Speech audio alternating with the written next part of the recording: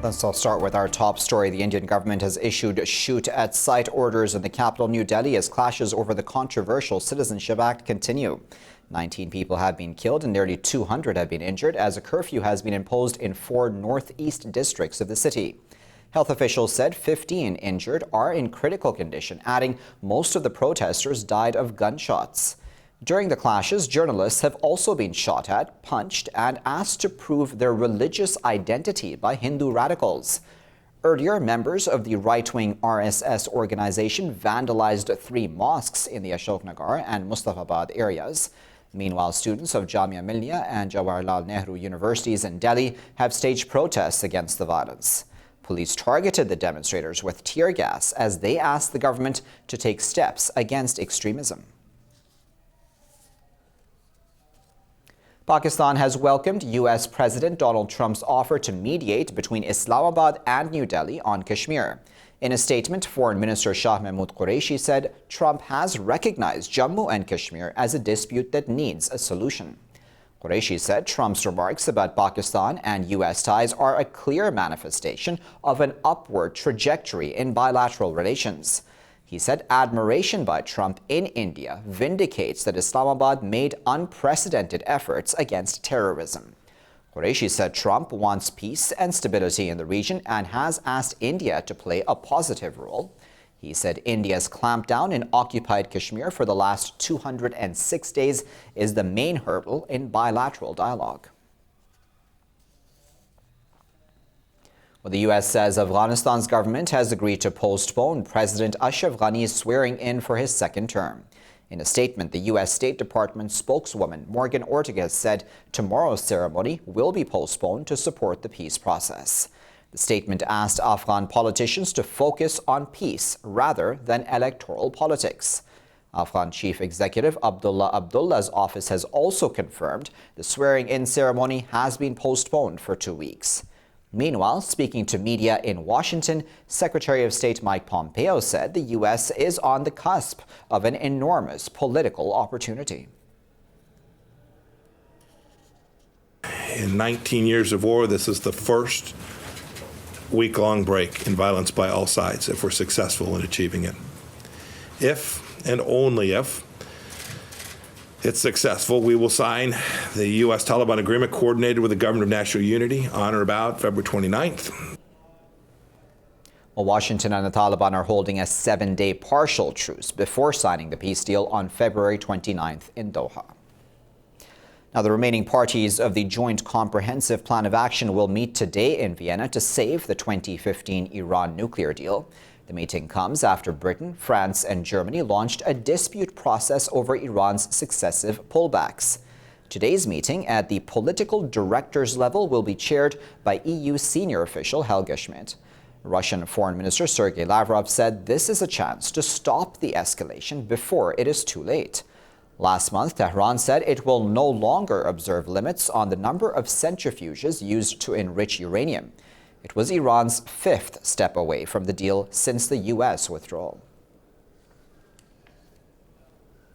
On to Syria, where government airstrikes and artillery fire have killed 19 civilians, including 8 children in northwestern Idlib. Turkish state media and a war monitor say 4 schools were targeted.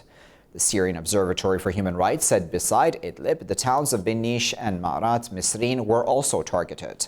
The White Helmet said 12 civilians were wounded during the attacks. Earlier, the International Committee of the Red Cross had called on warring sides to allow for safe passage for civilians out of Idlib. U.S. Secretary of State Mike Pompeo has criticized the government offensive, saying Damascus will be unable to win a military victory. He said Washington is working with Ankara to resolve the crisis. The Russian-backed government offensive in Idlib has put Syrian citizens up against the wall. Trapped between bombing by Damascus and Turkey's closed border, displaced citizens in northwestern Syria have protested against the operation. More on that now in this report. After 9 years of war, Idlib is the last rebel bastion in Syria, but it's also the country's biggest humanitarian disaster since 2011. The UN warns 900,000 people have been displaced since Damascus launched its Russia-backed offensive.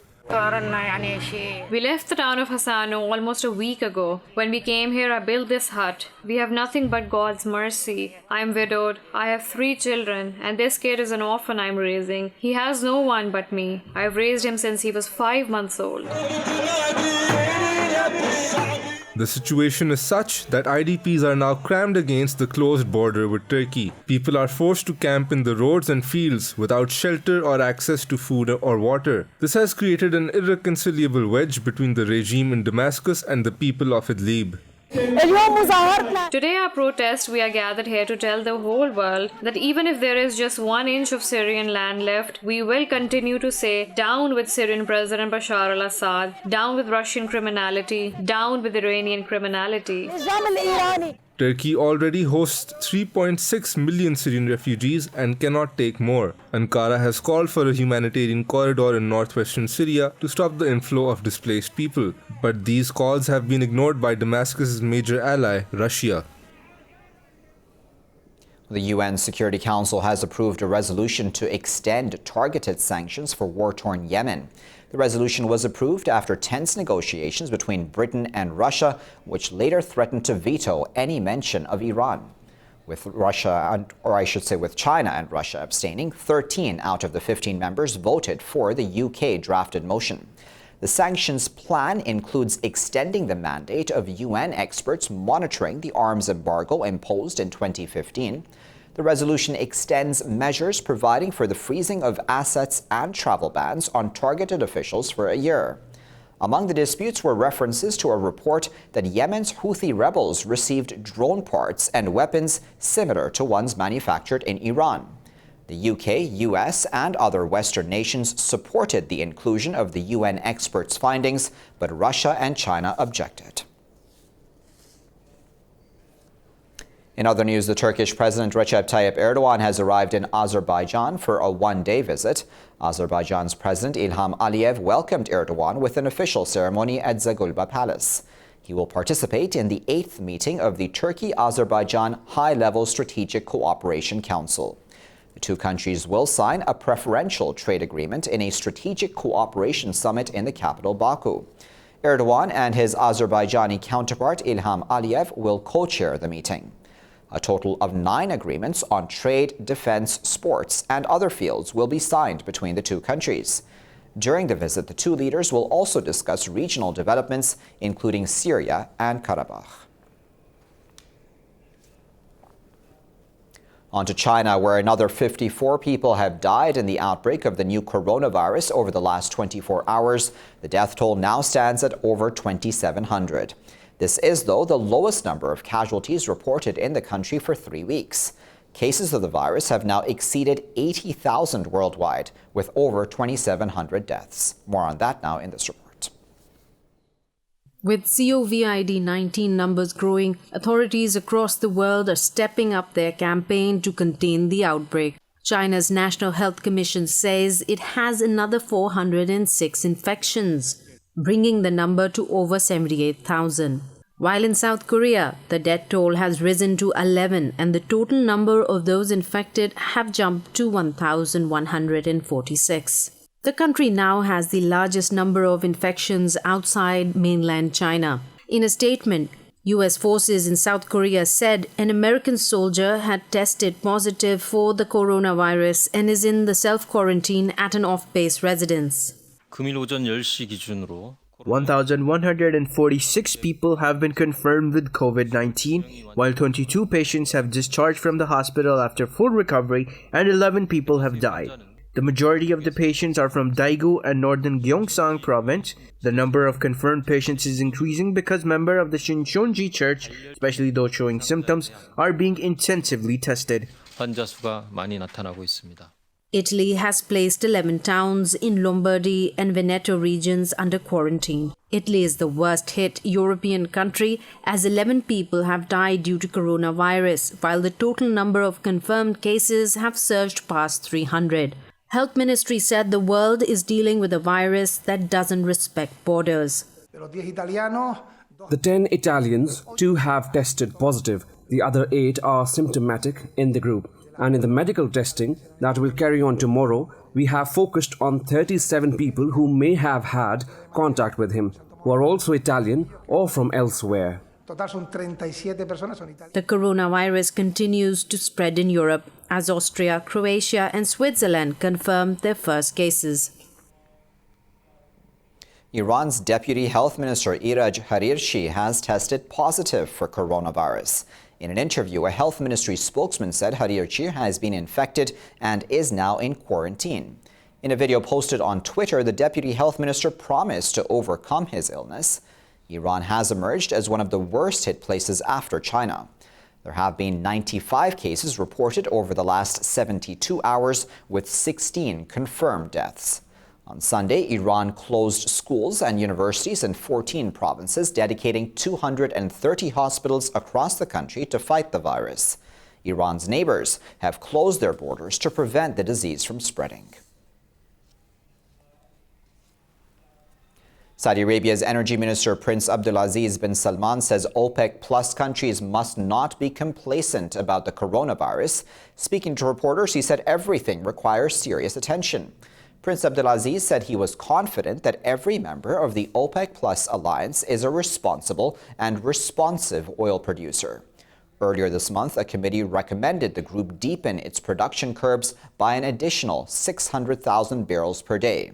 This was suggested to counter the oil demand loss brought about by the new coronavirus outbreak. I'm confident of our partnership as OPEC Plus. I'm confident that everybody in the OPEC Plus is responsive producer. Time now for a break. I'll be back right after with plenty more news. Stay tuned.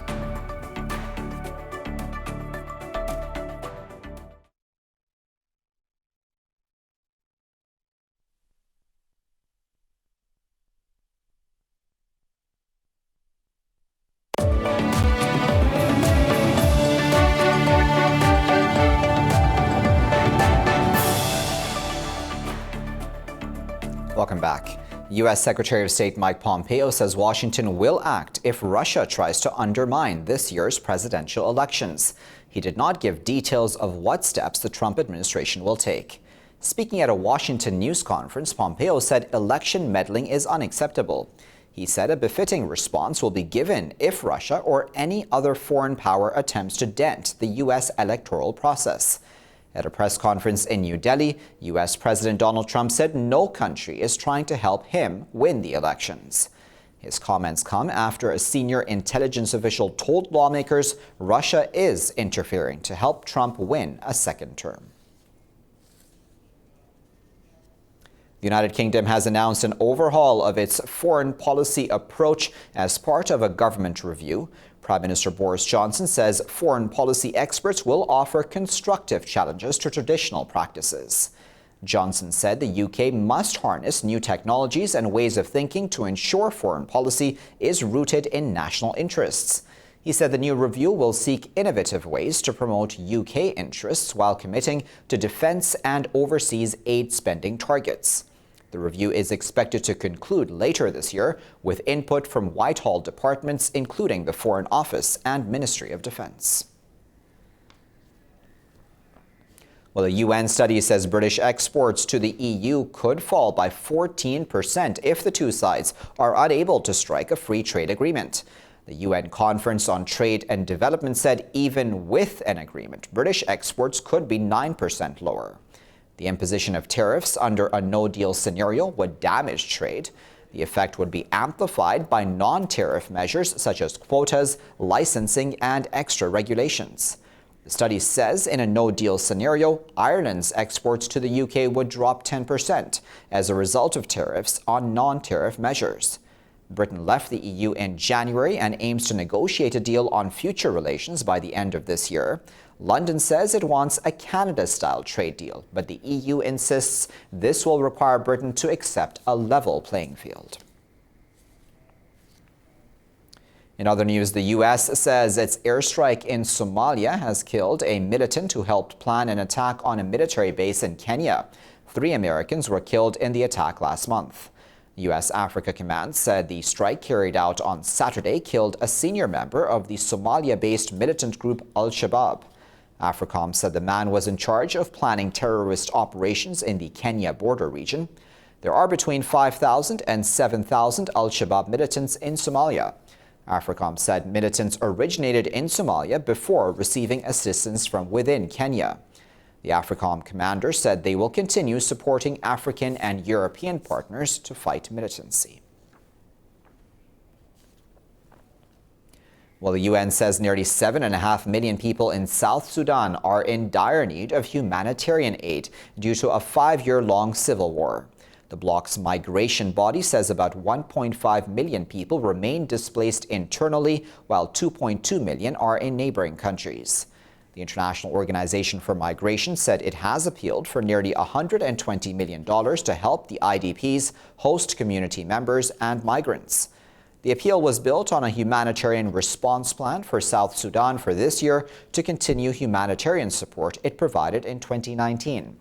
The UN body says desert locusts invasion in South Sudan has been an additional threat to the food security situation.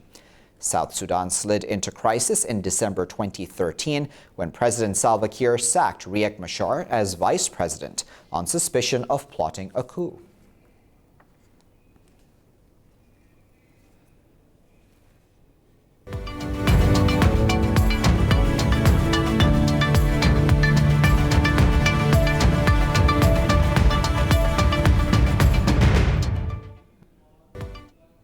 Let's now get to business news. Hong Kong has unveiled a record budget deficit caused by extra spending to jumpstart its recession-hit economy. The government has said it will give cash handouts of $1,280 each to 7 million permanent residents. The Finance Secretary Paul Chan said the city recorded its first budget deficit in 15 years during the 2019 to 2020 quarter at 1.5% of GDP. Chan published an annual budget that commits 120 billion Hong Kong dollars to help alleviate the economic downturn. The new budget includes profit and salary tax breaks, as well as low-interest loans for businesses struggling to pay staff wages. Chan said Hong Kong's economy faces enormous challenges. He predicted performance of between 0.5% growth and 1.5% contraction this year. Asian markets are trading lower as investors are shedding their equity holdings amid concerns over the coronavirus outbreak beyond China. Major stocks have plunged as capital flight continues. Seoul's Kospi has lost nearly 1%. The Nikkei 225 is trading 0.75% lower on fears of slowing global growth. Hong Kong's Hang Seng has lost nearly 0.75%. Shanghai Composite has shed a fraction. And with that, you're all caught up. Thank you for watching this bulletin here on Indus News.